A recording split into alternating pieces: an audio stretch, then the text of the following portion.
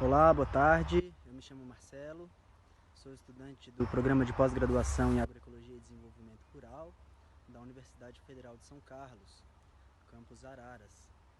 Bem, o meu projeto de pesquisa nesse mestrado ele vai avaliar três diferentes tipos de corte mecanizado do capim-mombaça. O capim-mombaça é esse que está aqui ao fundo. Ele vem sendo amplamente utilizado por agricultores agroflorestais no sentido de fornecer biomassa para a cobertura do solo e, através da composição desse material, ele disponibiliza também nutrientes para as plantas agrícolas que compõem o sistema. Então, sempre nesse tipo de sistema, né, agroflorestal, a gente vai buscar cultivar espécies que ofereçam comida também para a terra, além de produzir alimentos, né? E essas plantas justamente são essas que vão produzir o que a gente chama de biomassa, dentre elas o capim colonião melhorado, se cultivar mombaça, como uma dessas que tem sido bastante utilizadas pelos agricultores, né?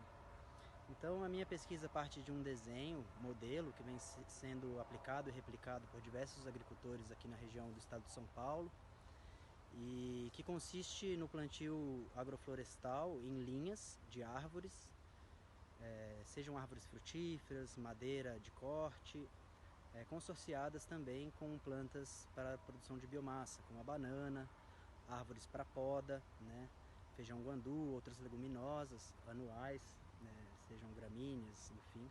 Nessas linhas você pode concentrar também o plantio de outras espécies agrícolas, como a cúrcuma, que é o açafrão da terra, o gengibre, o inhame, mandioca, né? E entre uma linha e outra, no que a gente chama de entrelinha, como vocês podem ver aqui ao fundo, a gente cultiva o capim-mombaça, que constantemente é roçado, e esse material é então enleirado e disposto nas linhas de cultivo.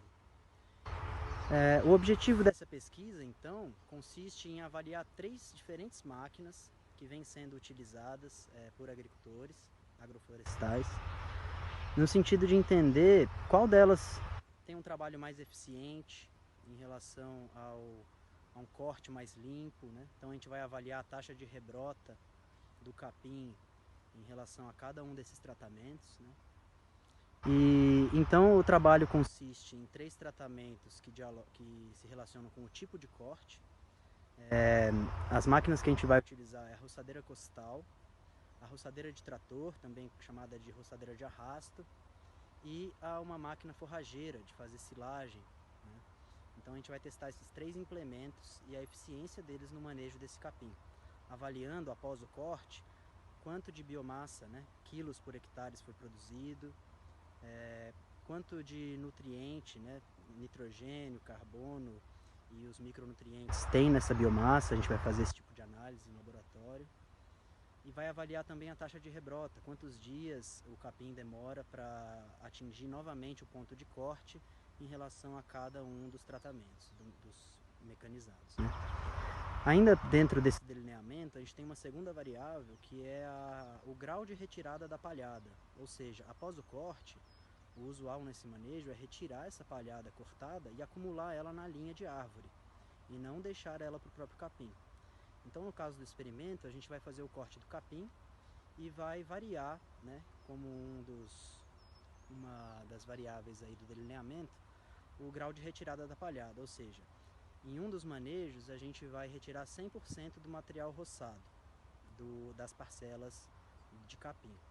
E em outra variação a gente vai retirar 50% e deixar os outros 50% para alimentar as próprias toceiras de capim. E ao fim a gente vai ter algum resultado, ver se tem alguma diferença nesses manejos, né?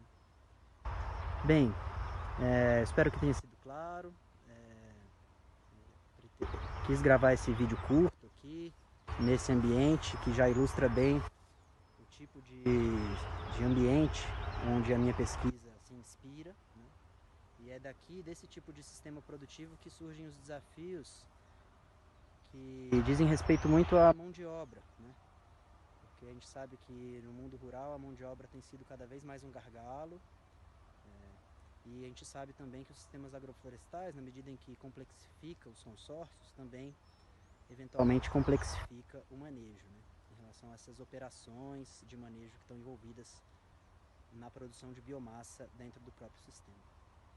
Bem, é isso, e acompanhe aí que daqui um ano ou um ano e meio esse trabalho vai estar sendo publicado e, se Deus quiser, com resultados bastante interessantes.